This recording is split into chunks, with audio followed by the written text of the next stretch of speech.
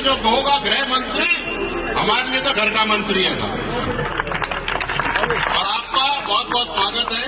Colonel साहब के साथ कंधे से कंधा मिला करके चलने वाले और हमारे मित्र और हमारे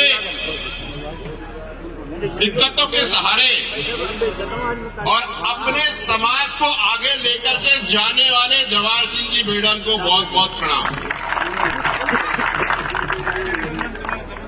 इनके साथ आए हुए उदयलाल जी भड़ाना, जिन्होंने मांडल में देवनारायण मंदिर के लिए जो क्रांतिकारी कदम रखे थे, उनको सलाम। आपको भी बहुत बहुत राम राम साहब।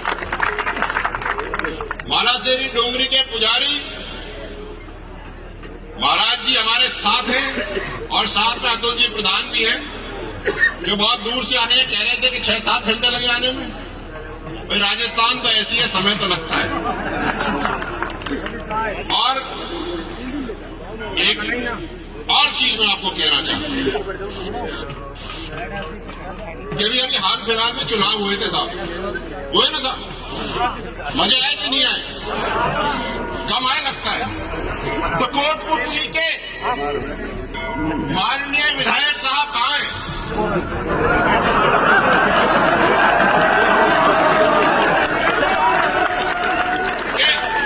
विधायक तो बना रहा क्यों?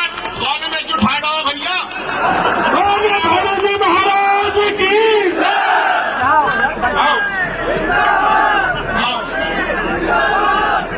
हमने बहुत जुगत लगाई है साहब, बहुत जुगत लगाई है, छोड़ मत दीजिए। और आप भी छोड़ मत देना भैया। देखो बहुत संघर्ष है चुनाव में, और समाज के लोग जब बैठ जाए मेरी जगह लेना क्या फर्क पड़ा?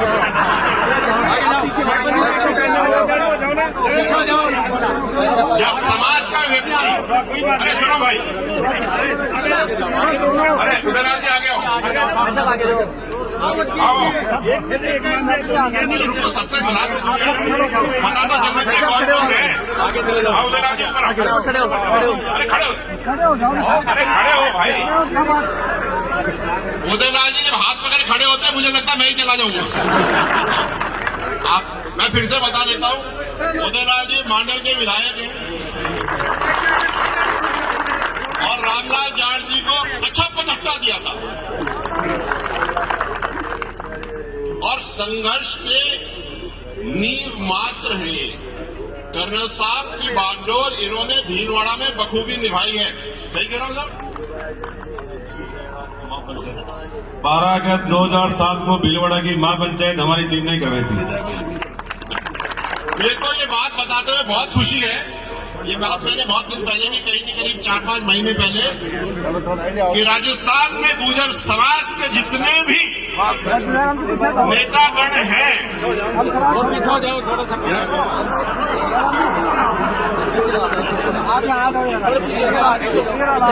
देखो धीरे धीरे मेरी जगह ले रहे सारे।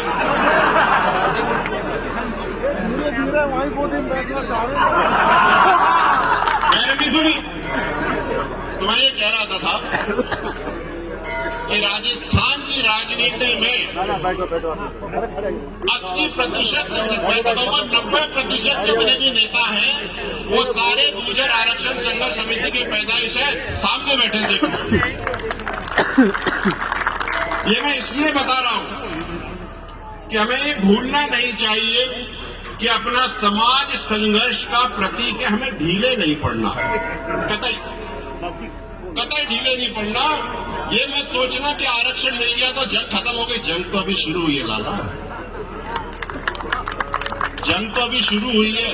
अपना अस्तित्व बटोरने की, अपनी धाक जमाने की, लट के साथ खड़े हो जाने की जंग अभी शुरू हुई। अभी तो आप केवल राजनीति के क्षेत्र में पहुंचे हो, सरकारी नौकरियों में पहुंचना शुरू किया है। 10 साल बाद जब आपके एसपी लगेंगे, जब आपके कलेक्टर लगे, तब शीतल ऐसे तब लगेगा मजा आया, कुछ हुआ। लेकिन ये खेत तो तभी होगी ना जब अपनी बहन बेटियों बच्चियों को तुम पढ़ाओगे, लड़कों को पढ़ाओगे। जो संघर्ष पढ़ाई का हो रहा था थोड़े दिन पहले, 2 साल पहले, वो थोड़ा सा ठंडा पड़ गया भाई। अरे मोबाइल फोनों में घुस करके रसिया गा करके तो दुनिया नहीं बनने वाली, दुनिया तो बनाने से बनेगी। तो आप सब मेरे साथ आज भैरव जी के स्थान पर वापस से प्रण ले लो कि बच्चों को ढंग से पढ़ाएंगे और कलेक्टर और एसपी बनाएंगे। हाथ खड़े करके बताओ मुझे, करोगे नहीं करोगे? कर्नल साहब की बात मानोगे नहीं मानोगे? अच्छी शिक्षा, अच्छा स्वास्थ्य, पढ़ी लिखी मां और कर्ज मुक्त समाज, और समाज के बीच में मैं खुल करके, मैं तो क्या सच्ची बात बोलता हूं भैया, बुरी लग जाती है लेकिन लग लेने दो। कर्नल साहब की फोटो लगा करके शादी कार्ड में निमंत्रण देने वालों 2-2 करोड़ के थाल उठाना कब बंद करोगे?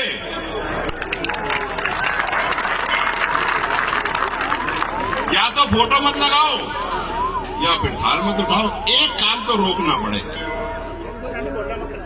और एक बात और, बहुत सारे बच्चों को, लड़कों को सरकारी नौकरियां लग रही है, क्योंकि समाज की बात है भाई, बीच में बोलनी पड़ेगी। तो जिनकी शादी हो चुकी थी, जिनकी धर्मपत्नी गांव की थी, अनपढ़ थी, भैया वह छोड़ काहे क्यों रहे हो यार? क्यों छोड़ रहे हो? और माँ बाप जिसके बच्चे की नौकरी लग जाती, सोचता मैं तो लॉटरी का टिकट मिली कि पिछला टिकट तो खराब था साहब, नया टिकट खरीदूंगा। नहीं, आपको हंसी आ रही है, मैं तो मिला हूं लोगों से। उन परिवारों से सोचो जिसकी छोरी छोड़ रहे हैं। अरे लानत है तुम पर, ऐसे लोगों को तो नौकरी मिलनी नहीं, हटा देना चाहिए नौकरी। ये मेरा मानना है।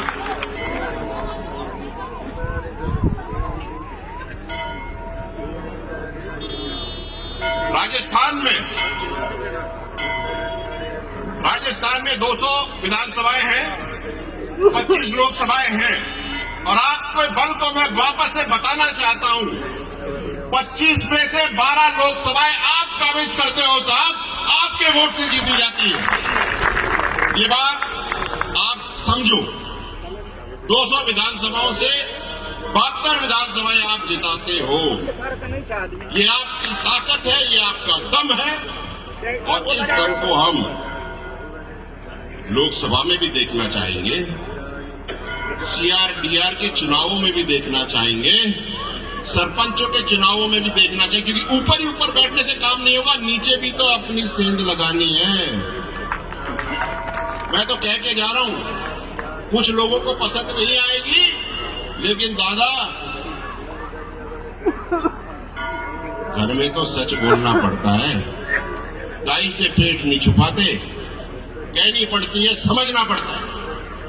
और ये जो गोतों में बैठ करके हम लोग जो भाई भतीजावाद कर रहे हैं ना, बंद कर दो, सगट बजा, जैसे कर कीड़े कुत्ते नहीं खाएंगे।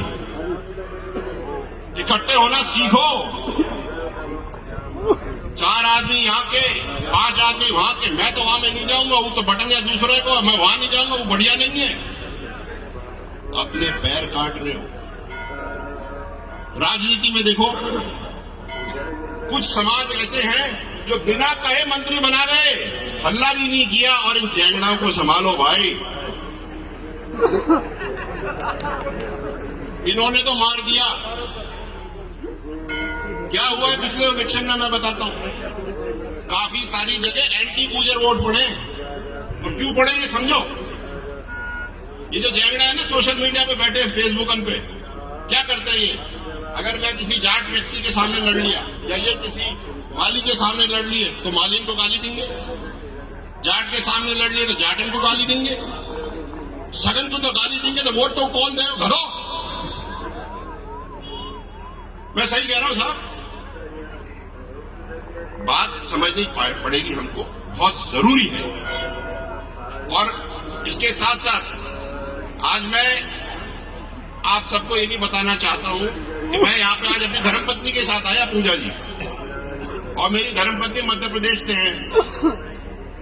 हरदा नाम की एक जगह है, हरदा नाम की एक, भाई साइड हो जाए,